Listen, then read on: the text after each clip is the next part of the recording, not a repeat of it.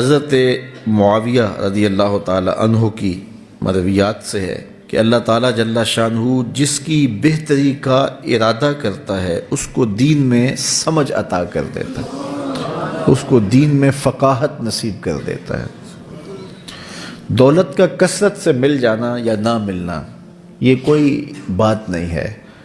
دولت اللہ انہیں بھی دیتا ہے جن پہ راضی ہوتا ہے، اور انہیں بھی دیتا ہے جن پہ ناراض ہوتا ہے۔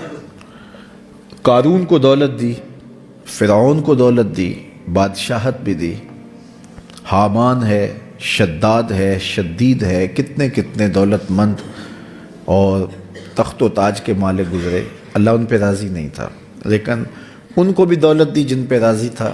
حضرت عثمان غنی کو دولت عطا کی، حضرت عبد الرحمن ابن عوف رضی اللہ تعالیٰ عنہ کو صحابہ میں سب سے زیادہ دولت مند حضرت عبد الرحمن ابن عوف تھے، ان کو بھی دولت عطا کی، اور بھی لوگوں کو، حضرت سلیمان کو پیغمبری بھی دی، دولت بھی دی، بادشاہت بھی دی۔ تو دولت وہ اسے بھی دیتا ہے جس پہ راضی ہوتا ہے، اور دولت اسے بھی دیتا ہے جس سے راضی نہیں بھی ہوتا، لیکن فقاہت فی الدین، دین کی سمجھ صرف اسے دیتا ہے جس پہ راضی ہوتا ہے۔ تو جس کو دین کا فہم دے دیا گیا، دین کی سمجھ دے دی گئی، اللہ تعالیٰ اس پہ راضی ہے۔ جس کی بھلائی چاہتا ہے، جس کی بہتری چاہتا ہے، اس کو اللہ تعالیٰ جل شانہ دولت دین دے دیتا ہے اور دین کی سمجھ عطا کر دیتا ہے۔ حضور علیہ الصلوۃ والسلام کا ایک اور فرمان سن لیجئے، جو ایسے راستے پہ چلا جس میں وہ علم کی تلاش کرتا تھا، جو علم طلب کرنے کے لیے کسی راہ کا مسافر ہوا، سہل اللہ لہ بہ طریقا الی الجنہ، تو وہ جنت کے راستے پہ چلا۔ جتنے قدم اٹھاتا ہے وہ جنت کی طرف قریب ہوتا چلا جاتا ہے۔ تو راہ علم کے سفر میں اللہ نے اتنی برکتیں رکھی ہیں۔ حضرت سلیمان علیہ السلام کو اللہ نے اختیار دیا، یا دولت لے لو، یا بادشاہت لے لو، یا پھر علم لے لو۔ ان تین چیزوں میں اللہ نے ان کو ایک چیز اختیار کرنے کا اختیار دیا، یا دولت لے لو، یا بادشاہت لے لو، یا علم لے لو۔ انہوں نے کہا مالک مجھے علم دے دے۔ کہا اچھا تو نے علم کو اختیار کیا، دولت اور بادشاہت اس کے صدقے دے دی۔ ایک زمانے میں ایک ملک نے دوسرے ملک پر قبضہ کر لیا، تو جو بادشاہ وقت تھا اس کو گرفتار کر لیا۔ تو جب گرفتار کر کے دربار میں لایا گیا تو وہ جو دوسرے ملک کا محکوم بادشاہ تھا وہ سامنے کھڑا ہے، تو اس نے اس کو کہا کہ میں بھی چونکہ بادشاہ ہوں اور تم بھی اس سلطنت کے شہنشاہ رہے ہو، تو میں تمہیں قتل نہیں کرتا، تمہیں معاف کرتا ہوں، اور اب اس ملک میں میں تمہیں کوئی عہدہ دینا چاہتا ہوں، اب تم بتاؤ تم کون سا عہدہ قبول کرو گے۔ اب ہمارے حکمران ہوتے ہیں وہ کہتے ہیں وزیر خزانہ لگا دو، لیکن اس نے کہا مجھے معلم لگا دو، مجھے ٹیچر لگا دو۔ تو وہ بادشاہ ہنس پڑا، کہنے لگا پھر دوبارہ بادشاہی چاہتے ہو؟ تو یہ بادشاہی ہے، یہ شہنشاہی ہے۔ تو جو راہ علم پہ چلا وہ جنت کے راستے پہ چلا، اللہ اس کے لیے جنت کی راہیں بھی آسان کر دیتا ہے، اور دنیا پہ بھی اللہ تعالیٰ اس کو عزتوں سے نوازتا ہے۔ تعلیم و تعلم کا جہان حقیقی جہان ہے۔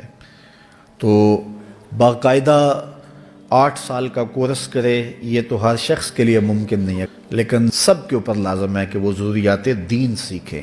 ان میں نماز، روزہ، حج، زکوٰۃ، اگر کاروبار کرتا ہے تو کاروبار کے مسائل، اسی طرح جو ہے وہ کفر، اسلام، بنیادی عقائد، یہ وہ چیزیں ہیں جو ہر ایک شخص کے اوپر جو ہے وہ سیکھنی واجب ہیں اور ضروری ہیں۔ تو ان کو سیکھنے کے لیے علمی حلقوں میں جانا، بیٹھنا، علماء کی صحبت میں بیٹھنا، یہ اپنے اوپر لازم بدترین کھانوں میں اگر کوئی ہے تو وہ ولیمے کا کھانا ہے۔ یدعا لہ الاغنیاء، وہ کھانا جس میں امیروں کو بلایا جاتا ہے، غریبوں کو نہیں بلایا جاتا، جن سے وہ نیوندرا ملنے کی توقع ہوتی ہے، وہ اپنے سٹیٹس کے لوگ جو ہوتے ہیں ان کو بلایا جائے، جو چمکتی ہوئی گاڑی بھی آئے گا اس سے پتہ چلے گا ان کے تو بڑے تعلق ہیں۔ کوشش ہوتی ہے ایک آدھ وزیر بھی آ جائے تاکہ ہماری محلے میں، گلی میں، علاقے میں ٹور بن جائے کہ یار ان کے بڑے تعلقات ہیں، اور غریبوں کو نظر انداز کیا جاتا ہے۔ تو فرمایا بدترین کھانا وہ ہے جو ولیمے کا کھانا ہے، جس میں امراء کو تو بلایا جاتا ہے لیکن غرباء کو نظر انداز کر دیا جاتا ہے۔ تو اگر فرض کرو کسی کے رشتہ داروں میں، ملنے والوں میں غرباء نہیں ہیں، تو پھر بھی وہ کچھ غرباء کو اسی پروٹوکول کے ساتھ، اسی عزت کے ساتھ کھانے میں، غرباء تو آ بھی جاتے ہیں شادیوں پہ، لیکن ان کو رکھا جاتا ہے پیچھے، تم بیٹھو، کھانا بچ گیا تو تمہیں دیں گے، اور پھر اس کے بعد جب کھانا بچ گیا تو پھر ان کو کہتے ہیں لے آؤ، اپنے برتن اس کے اندر ڈالتے جاتے ہیں، ان ساتھ جو تقسیم کرنے والا ہوتا ہے وہ جھڑکیاں بھی دے رہا ہوتا ہے، لائن سیدھی کرو، لائن سیدھی کرو، ایسے کرو، ایسے کرو۔ اور دوسری جانب وہ جو کھانے کے اوپر ویشیوں کی طرح ٹوٹ کے پڑتے ہیں، ان کو کوئی نہیں کہتا، وہ معزز ہوئے نا۔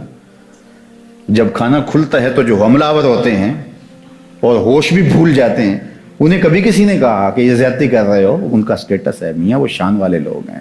اور ان کو جو لائن میں کھڑا کر کے تھوڑی سی لائن بھی ٹیڑھی ہو جائے تو ہم ڈنڈے مارنا شروع کر دیتے ہیں، یہ غریب لوگ ہیں۔ تو اس لیے ان کو تہذیب نہیں آتی، ان کا وہ عمل تہذیب ہی کہلائے گا۔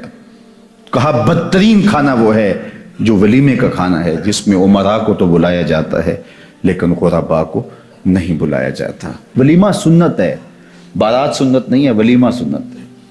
تو اس لیے سنت ادا کرو، تم جتنا بھی خرچ کر لو گے تمہیں ثواب ہوگا، چونکہ یہ سنت میرے حضور کی ہے، اس لیے اس پر توجہ دیں۔ اللہ ہمیں اپنی شادیاں، اپنے بیاہ اور اپنی تقریبات شریعت بیضاء کی مطابقت میں کرنے کی توفیق دے۔